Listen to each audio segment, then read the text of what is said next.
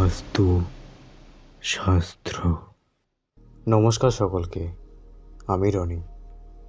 সবাইকে স্বাগত বাস্তু শাস্ত্রতে, যেখানে ভয় পাওয়ার কোনো সীমিত জায়গা নেই। ঘটনা শুরু করার আগে কিছু কথা তোমাদের বলতে চাই। সেটা হলো, কাইন্ডলি সবাই একটু সাবস্ক্রাইব করে দিও। অনেকেই আছো যারা সাবস্ক্রাইব করছো, আবার অনেকেই আছো যারা ঘটনাগুলো শুনে সাবস্ক্রাইব না করে চলে যাচ্ছ। তোমরা যদি আমাকে একটু উৎসাহ দাও, আমারও খুব ভালো লাগবে। আর তখন আমি চেষ্টা করব প্রতি এপিসোডে 2 থেকে 3টে করে ঘটনা আনার। তাই প্লিজ এই রিকোয়েস্টটা সবাই পূরণ করে দাও আমার। এইবার বলি, তোমরাও তোমাদের সাথে ঘটে যাওয়া ঘটনা বা কারোর থেকে শোনা ঘটনা পাঠাতে পারবে বাস্তু শাস্ত্রতে। ডেসক্রিপশন বক্সে দেওয়া হোয়াটসঅ্যাপ নাম্বার বা ইমেল আইডিতে ইমেল করে। শুধু সেই ঘটনা যেন অন্য কোনো চ্যানেলে শোনানো না হয়ে থাকে। এই ঘটনাটি পাঠিয়েছে অভিরূপ ঘোষ, ইসলামপুর থেকে। যেরম করে লিখেছে ঠিক সেইভাবেই আমি পড়ে শোনাচ্ছি। হাই দাদা, আমি অভিরূপ ঘোষ, ইসলামপুরে থাকি। আজকে যে ঘটনাটি তোমাকে লিখে পাঠাচ্ছি, সেই ঘটনাটি আমার বান্ধবীর সাথে ঘটেছে 2023-এর নভেম্বরে। দাদা, আমার বান্ধবীও ইসলামপুরে থাকে। ও যখন ওর মাসির বাড়ি ঘুরতে যায়, তখন ওর সাথে এই ঘটনাটি হয়েছে। আমার বান্ধবীর নাম নীলাঞ্জনা মজুমদার। ওকে আমরা নীলু বলেই ডাকি। ওর মতো করে ঘটনাটি আমি তোমাকে বলছি।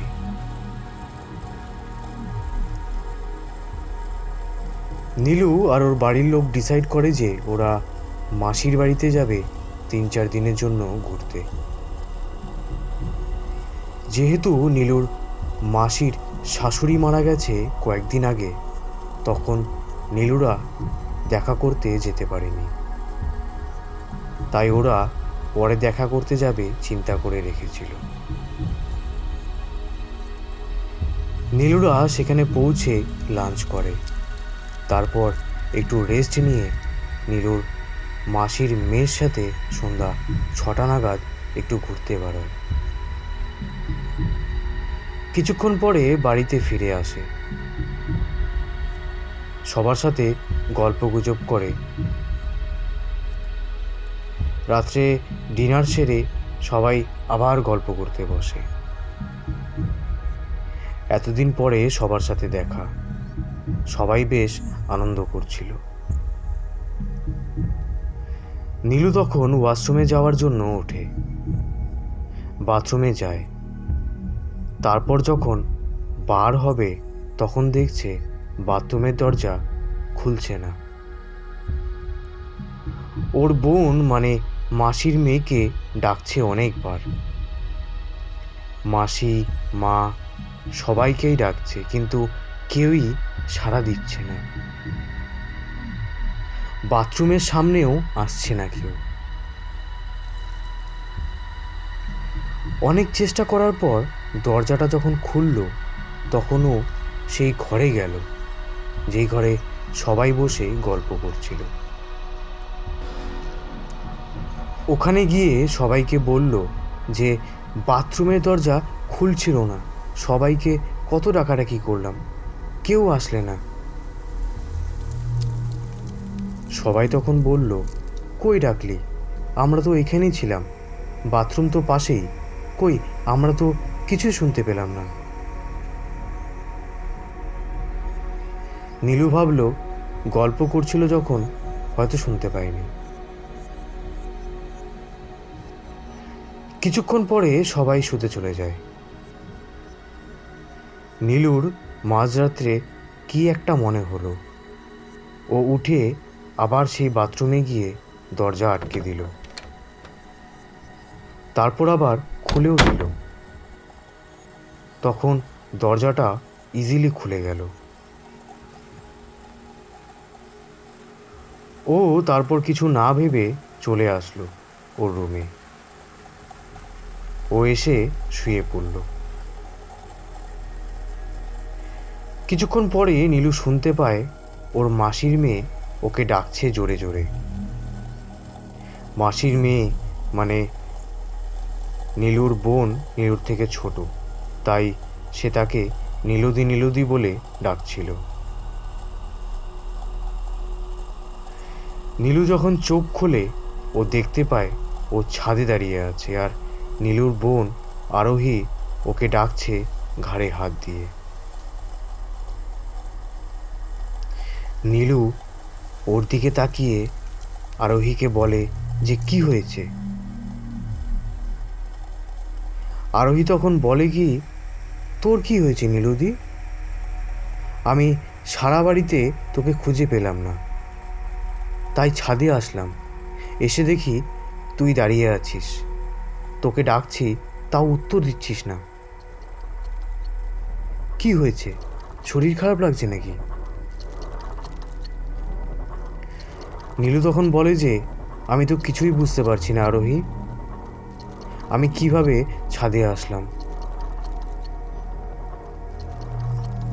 আরোহী বলে ঘুমের মধ্যে হয়তো চলে এসেছিস, বুঝতে পারিসনি। নীলু চুপ করে আরোহীর সাথে ঘরে চলে আসে। পরের দিন যখন সেটা নিয়ে সবার সাথে কথা হচ্ছে, তখন নীলু সবাইকে জানায় যে বাথরুমে নীলু যখনই যায় তখনই কিছু একটা খারাপ ফিল করে, নেগেটিভ কিছু। ওর মনে হয় সবসময় কেউ ওকে দেখছে, ওর মনে হয় ওর সাথে কেউ আছে। তখন নীলুর মাসি নীলুকে বলল, শুধু সেটা তোর একা না, এই বাড়িতে সবারই এটা ফিল হয়। মাঝে মাঝে রাত্রে থালা বাসন পড়ে যাওয়ার আওয়াজও পাই আমরা। রাত্রে কোনো মহিলা খুব কষ্টে কাঁদছে, এরমও আওয়াজ পাই আমরা, ঠিক ওই বাথরুমের আশপাশ থেকে। এরম নাকি ওনাদের বাড়িতে তবের থেকে শুরু হয়েছে, জবের থেকে তাদের শাশুড়ি মা মারা গেছেন। সেই দিন কাটার পর পরের দিন সকালে নীলু আর ওখানে থাকতে চাইছিল না, কারণ ওর শরীরটা খারাপ হয়ে গেছিল। ওর বিশ্বাস ছিল যে ওই বাড়ি থেকে বেরিয়ে আসলে ওর শরীর ঠিক হয়ে যাবে। সেই নীলুই ওর বাবা মাকে বলে যে আমি আর এখানে থাকবো না, আজকেই বাড়িতে চলে যাব। ওর মা বাবাও আপত্তি না করে মাসির বাড়ি থেকে সেই দিনই চলে আসে নিজেদের বাড়িতে। পরে কি হয়েছে সেটা জানি না দাদা, তবে ওই বাড়ি থেকে নীলু চলে আসার পর নীলুর শরীর ঠিক হয়ে গেছিল। আর ওর মাসির বাড়ির কী অবস্থা সেটা জানি না এখন দাদা। তো এই ছিল আমার শোনা ঘটনা নীলাঞ্জনার থেকে। ভালো লাগলে পড়ে শুনিও দাদা। দারুণ একটা ঘটনা শুনলাম অভিরূপের কাছ থেকে। ভেবে দেখো, কেউ বা কিছু একটা আছে যেটা আমরা দেখতে পাই না, অথচ ফিল করছি, তাও আবার বাথরুমে। খুবই ভয়ানক অভিজ্ঞতা হয়েছে নীলাঞ্জনার। তো চলো আজকের জন্য এইটুকুই। 10 নম্বর এপিসোডে আবার নিয়ে আসবো একটি নতুন সত্যি ভৌতিক ঘটনা। Till then bye, good night, সবাই ভালো থেকো, পাশে থেকো।